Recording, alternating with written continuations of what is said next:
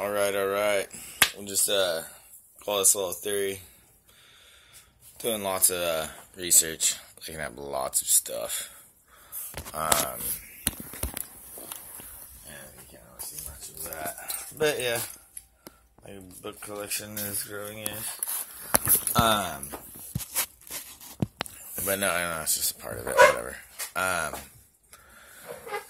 Just a little theory to throw out there. You know, all this alien agenda, all this bullshit, all this blah, blah, blah. Seriously.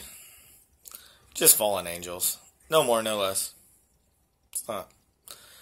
But you gotta understand, it is for them to deceive. And, you know, the thing is, we've noticed all this technology. And, you know, you go down into the Bible and you read from the Bible and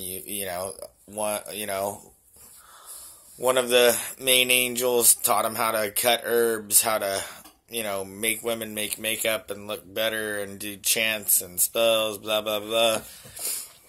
So they taught him technology. I mean, we've found stuff that is turned to stone. It is so old that is literally gears and cogs that are, you know what I'm saying? Like, we know when we made those, and then within, seriously, less than 1,000 years, we supposedly went to the moon. So we're talking about tens of thousands of years ago that you see cogs, and then you actually see other things that are a lot more technical, and you're like, whoa. Another thing I need to tell people to get into, seriously, like, if almost any material, especially cement, which is made out of a lot of lime, if it's sunk underwater for hundreds or thousands of years, it actually turns back to limestone and stays there. Like, a lot of things that we think that were carved weren't carved. Like, there's some crazy stuff that a lot of you gotta look into it yourself, whatever. But there's a lot of stuff that's a little bit more different than what we actually have been told. But when it really comes down to, like I always say, I think I'm stupid, look into stuff yourself, but literally this thing that I looked into, that it shows, like, if something's underwater long enough, it calcifies, right? Everybody knows that, all the stuff out of the water, blah, blah, blah, calcifies, da, da, da. And you can have something that was completely metal, completely, cement, completely this, that, blah, blah, blah, and it will calcify, boom. And it's just that. I mean, you just almost look at, like, how coral, it's somewhat along the same lines. A little bit different, but kind of somewhat along the same lines. And once you start looking into it, a lot more things, it's more easy for it to make sense. Everything that's going on is literally a deception. No more, no less. It's all a deception. That's all they're trying to do to you. And, oh, fuck. I got choppers over my house right now. Kind of low. Might be something bad.